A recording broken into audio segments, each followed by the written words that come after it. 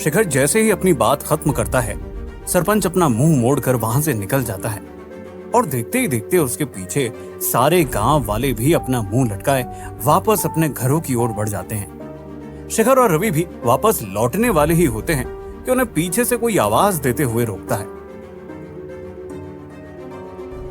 पलटकर देखते हैं तो एक जवान गांव वाला उनके सामने खड़ा है, नम आंखों के साथ, और अपने हाथ जोड़ते हुए कहता है, क्या आप सच में पैसा वापस लेकर आओगे? मैंने अपनी मां के इलाज के लिए कुछ पैसे जमा किए थे, वो भी सबके कहने पर चिट फंड में लगा दिया था। सोचा अगले महीने बोली लगाकर जरूरत के पैसे ले लूंगा, मगर ये तो।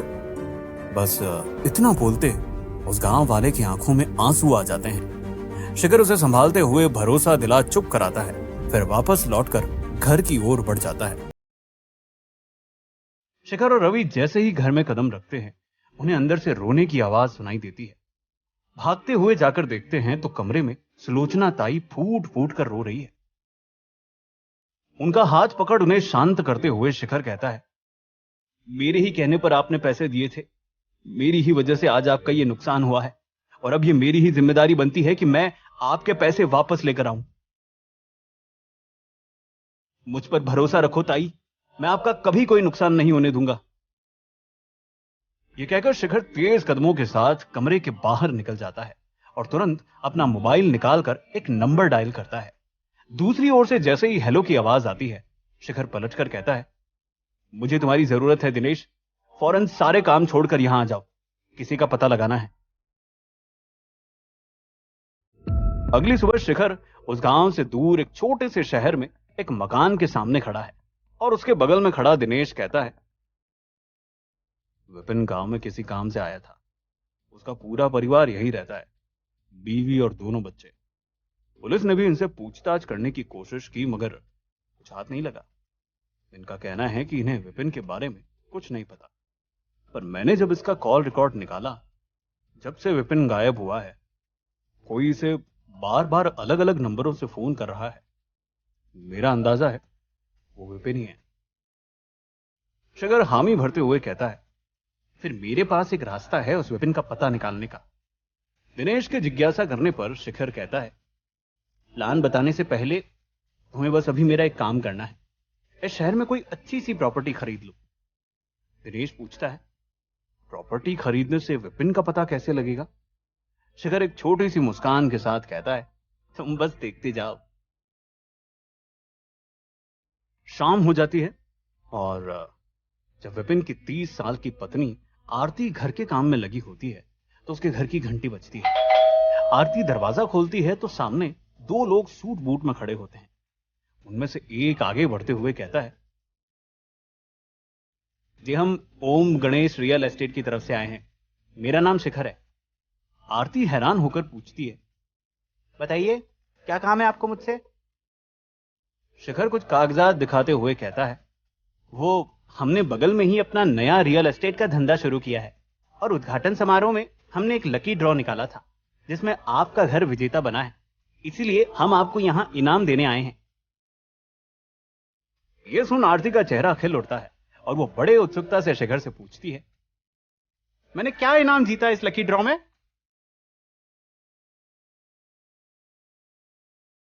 दिनेश आरती को काटते हुए कहता है, क्या हम अंदर आ सकते हैं? आरती उन्हें ले जाकर अंदर सोफे पर बैठाती है और शिखर अपने चेहरे पर एक बड़ी सी मुस्कान के साथ कहता है, लकी ड्रॉ में हमने आपके हमारे प्राइम प्रॉपर्टी में से एक प्रॉपर्टी जिसकी कीमत 50 लाख है, उसे 50,000 में आपको देने का फैसला किया है। यह सुन आरती की आंखें बड़ी हो जाती हैं। 50 की प्रॉपर्टी बस 50,000 में? यह देख शिखर मन ही मन खुश होते हुए सोचता है, लगता है ये मेरी जाल में फंस चुकी है। आरती आगे बढ़ते हुए कहती है, 50,000 अभी तो नहीं है मेरे पास, मगर कुछ ही दिनों में इंतजाम करके फिर आपके पास आती हूं। शिखर अपना गला साफ करते हुए कहता है, तब तक तो ये प्रॉपर्टी आपके हाथ से निकल जाएगी। आरती पलटकर सवाल करती है, क्या मतलब? शिखर बड़े आराम से उसे समझाते हुए कहता है, ये ऑफर सिर्फ और सिर्फ आज के लिए ही है। अगर आपने आज पैसे जमा नहीं किए तो ये प्रॉपर्टी हम किसी और को दे देंगे।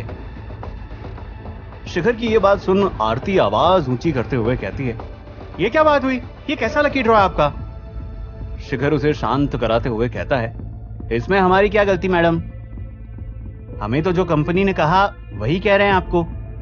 आरती के चेहरे पर चिंता साफ झलक रही है और मौका देख शिखर अपना अगला दाव लेते हुए कहता है, मुझे लग रहा है शायद आप पैसों का इंतजाम नहीं कर पाओगी, हम चलते हैं फिर। शिखर खड़ा होता है और उसके इशारे पर दिनेश भी खड़ा हो जाता है। आरती उन दोनों को रोकते हुए कहती है, मैं इंतजाम कर सकती हूं, मुझे बस पहले किसी से बात करनी है। शिखर अपने मुंह का कोना सिकोड़ते हुए कहता है, ठीक है, हो सके तो ऑनलाइन पेमेंट कीजिएगा, हम ऑनलाइन ही लेते हैं। और शिखर से प्रॉपर्टी के कागजात लेकर आरती दूसरे कमरे में जाकर दरवाजा बंद कर देती है। दिनेश धीमी सी आवाज में पूछता है, क्या लगता है तुम्हारा प्लान कामयाब होगा? शिखर पलटकर कहता है, होगा नहीं समझो हो गया। थोड़ी देर बाद आरती दरवाजा खोल बाहर आती है और कहती है, काम हो गया, मैंने किसी से प्रॉपर्टी के कागजात की भी जांच करवा ली है और साथ ही पैसों का इंतजाम भी। शिखर एक स्कैनर आगे करता है और आरती उस स्कैनर की फोटो खींचकर किसी को मैसेज में भेजती है और बस अगले ही पल कहती है, पेमेंट हो गया है। शिखर और दिनेश आरती को बधाई देते हैं और कागजात पर आरती के हस्ताक्षर करवा वहां से जाते हैं। बाहर निकलते ही दिनेश शिखर से कहता है, अब बताओ आगे क्या करना है? रात हो आई है। शिखर और दिनेश चलते हुए किसी गांव में घूम रहे। दिनेश साथ चलते हुए शिखर से सवाल करता है, वैसे क्या विपिन की पत्नी को ऐसे प्रॉपर्टी देना सही था? शिखर आगे बढ़ते हुए कहता है, फिक्र मत करो, जैसे ही प्रॉपर्टी की कार्रवाई आगे बढ़ेगी, मैंने वकील चाचा से कहा है उन्हें अटका देने को, उन्हें वो प्रॉपर्टी नहीं मिलने वाली। शिखर गांव के चौराहे पर खड़ा दिनेश से सवाल करता है, और कितनी दूर? दिनेश पास की गली में एक घर की ओर इशारा करते हुए कहता है, बस यही घर है जहां विपिन हमें मिलने वाला है। तुम्हारे कहे मुताबिक मैंने उस प्रॉपर्टी का पेमेंट कहां से हुआ उसका पता लगाया और जिस फोन से पेमेंट हुआ है वो फोन इसी घर के अंदर है, मतलब विपिन इसी घर में छुपा हुआ है। और दोनों जाकर घर का दरवाजा खटखटाते हैं। थोड़ी देर में गेट खुलता है। एक 30 साल का इंसान दरवाजे पर खड़ा है और दोनों उसको हटाते हुए अंदर घुस जाते हैं, विपिन को आवाज लगाते हुए। दिनेश चिल्लाते हुए कहता है, हमें बताए तू यहीं छुपा है, बेहतर यही होगा कि तू खुद बाहर आ जाए। ये सब देख सामने खड़ा इंसान अपनी आवाज ऊंची करते हुए कहता है, ये क्या बात हुई? कौन हो आप दोनों? ऐसे कैसे अंदर घुसे चले आ रहे हो? दिनेश उसके सवालों को शांत करते हुए कहता है, चुप करो, वरना तुम्हें भी विपिन के साथ जेल में डाल देंगे, उसके ही साथी हो ना? आदमी आवाज लगाते हुए कहता है, मैं किसी विपिन को जानता ही नहीं, ये क्या बदतमीजी किए जा रहे हो आप? शिखर और दिनेश पूरे घर की छानबीन करते हैं मगर उन्हें कोई नहीं मिलता। दिनेश उस आदमी का कॉलर पकड़ते हुए कहता है, बता कहां है विपिन, क्यों दे रहा है तू उसका साथ? आदमी दिनेश को पीछे धकेलते हुए कहता है, मैं नहीं जानता तुम दोनों क्या बात कर रहे हो, मैं पुलिस को फोन लगा रहा हूं, अब वही देंगे तुम्हारे हर सवाल का जवाब। शिखर को आदमी की बातों में एक सच्चाई नजर आती है और वो उसे विपिन की एक तस्वीर दिखा पूछता है, क्या तुम इसे जानते हो? आदमी मना करते हुए पुलिस को फोन लगा ही रहा होता है कि शिखर उसे शांत करते हुए बताता है कि कैसे विपिन पूरे गांव को धोखा देकर सबका पैसा ले भाग गया। शिखर बात जारी रखते हुए उस आदमी से पूछता है, तो फिर तुमने 50,000 क्यों भेजा प्रॉपर्टी के लिए कल? ये सुन सामने खड़ा आदमी भी अपना सर खुजलाने लगता है और कहता है, मैं समझ गया तुम किस पैसों की बात कर रहे हो, मुझे लगा ही था उस दिन कुछ तो गड़बड़ है। शिखर और दिनेश दोनों ही ये सुनते ही हैरान हो जाते हैं और शिखर के पूछने पर आदमी बताता है, दरअसल मैं रेलवे स्टेशन पर गया था, वहां मुझे कोई मिला जिसने कहा कि वो मुसीबत में है, उसे जल्द से जल्द किसी के इलाज के लिए पैसे भेजने हैं मगर उसके पास बस नकद है, और उसकी मदद करके मैंने अपने फोन से उसे पैसे भेजने दिए थे। शक तो मुझे भी हुआ था मगर उसे रोता देख मैं पिघल गया और उसकी बात मान बैठा। दिनेश अपना सर झुका कहता है, अगर वो रेलवे स्टेशन पर मिला था तो जरूर कहीं जा रहा होगा, अब कैसे पता लगेगा कहां गया, कहां है वो? मगर शिखर मन में अभी भी उम्मीद की किरण जगाए पूछता है, कौन सा स्टेशन? क्या पता वहां जाकर कुछ सबूत मिल जाए। आदमी से स्टेशन का नाम पता लेने लगता है। दिनेश उससे माफी मांगता है अपनी हरकत के लिए और शिखर उसका धन्यवाद कर दोनों वहां से जाते हैं। शिखर और दिनेश स्टेशन पहुंचते हैं। अंदर जा सीसीटीवी फुटेज जैसे ही देखते हैं, भरोसा हो जाता है कि उस इंसान ने जो भी कहा सच कहा था। मगर अगले ही पल शिखर और रवि की आंखें बड़ी हो जाती है स्क्रीन पर देखते हुए। शिखर स्क्रीन की ओर देखते हुए कहता है, विपिन ट्रेन में जाने की जगह वापस लौट आया, मतलब वो हो ना हो इसी शहर में है। दिनेश सर खुजलाते हुए कहता है, मगर पूरे शहर में उसे ढूंढे कैसे?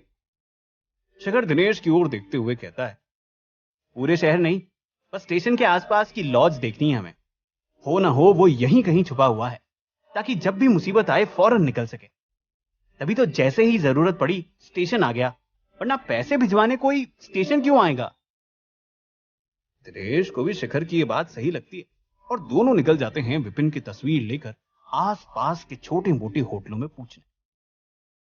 और शिखर के कहे मुताबिक एक होटल वाला विपिन की पहचान करते हुए कहता है, ये तो यही रहता है अपने किसी दोस्त के साथ, कमरा नंबर 12, मगर अभी बाहर गया हुआ है।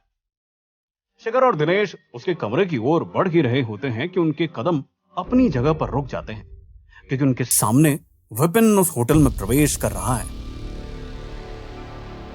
शिखर को यहां देखकर विपिन के चेहरे की सारी हंसी गायब हो जाती है। पलटकर जैसे ही विपिन भागने की कोशिश करता है, दिनेश उसके पीछे भागते हुए उसे पकड़ लेता है और होटल के बाहर ही शिखर विपिन से जांच पड़ताल करना शुरू कर देता है। पुलिस के पास ले जाने की धमकी जैसे ही शिखर उसे देता है, विपिन तुरंत सारा सच उगलने को राजी हो जाता है और अगले ही पल ऐसा खुलासा करता है जिसे सुन शिखर और दिनेश दोनों को झटका लगता है। विपिन हकलाते हुए कहता है, ये सब रजत का प्लान था, उसने ही मुझे ये सब करने को कहा था। शिखर विपिन की कॉलर पकड़ पूछता है, आखिर क्यों? भला वो तुमसे ऐसा क्यों करवाएगा? विपिन पलटकर कहता है, रजत का शुरुआत से ही यही प्लान था कि ऐसा कुछ करे कि सारे गांव वाले उसके कर्जे तले दब जाए। तुम्हारे गांव आते ही उसे रास्ता मिल गया गांव वालों का ऐसा नुकसान करवाने का, जिस वजह से सबको उससे उधार लेना ही पड़ा। यहां तक कि गोविंद को भी उसने ही पिटवाया था तुम्हारा नाम लेकर। शिखर को अब रजत के हर एक कदम के पीछे का मकसद साफ समझ आ रहा है। शिखर अपना एक और शक जाहिर करते हुए विपिन से पूछता है, क्या इन सब में सरपंच भी तुम दोनों का साथ दे रहा था? विपिन सर हिलाते हुए कहता है, सरपंच हमारे साथ तो नहीं था, मगर वो तुमसे नफरत करता है और हमने इसका फायदा उठाकर हमने उसे तुम्हारे खिलाफ हमारे चिट फंड का साथ देने को कहा और वो फौरन मान गया। शिखर विपिन का कॉलर छोड़ते हुए कहता है, ठीक है, मैं तुम्हें पुलिस के हवाले नहीं करूंगा, मगर तुम्हें पहले गांव वालों के सामने सारा सच बताना होगा और फिर पुलिस में जाकर खुद ही सरेंडर करना होगा। विपिन उसके सामने गिड़गिड़ाते हुए कहता है, ये नहीं कर पाऊंगा मैं, रजत मुझे छोड़ेगा नहीं अगर मैंने ऐसा कुछ करने का सोचा भी तो। शिखर विपिन को भरोसा दिलाने में ही लगा है कि अचानक से उन दोनों के ऊपर आटे की एक बोरी आ गिरती है और मौका देख विपिन वहां से भागने लगता है। शिखर और दिनेश उसका पीछा करने की कोशिश तो करते हैं, मगर विपिन गलियों में घुसते हुए गायब हो जाता है। दिनेश हांफते हुए कहता है, जरूर उसके दोस्त ने हम पर फेंका होगा ये, चलकर उसे पकड़ते हैं। शिखर उसे रोकते हुए कहता है, कोई फायदा नहीं, वो भी अब तक भाग चुका होगा। दिनेश माथे पर शिकन लिए पूछता है, फिर क्या करना है? कैसे लाएंगे गांव वालों के सामने रजत का सच? शिखर पलटकर कहता है, और कोई रास्ता ढूंढना होगा। क्या शिखर रजत का सच सबके सामने लाने में कामयाब हो पाएगा? अब क्या होगा शिखर का अगला कदम? जानने के लिए सुनते रहिए मिलियनेयर डिलीवरी बॉय।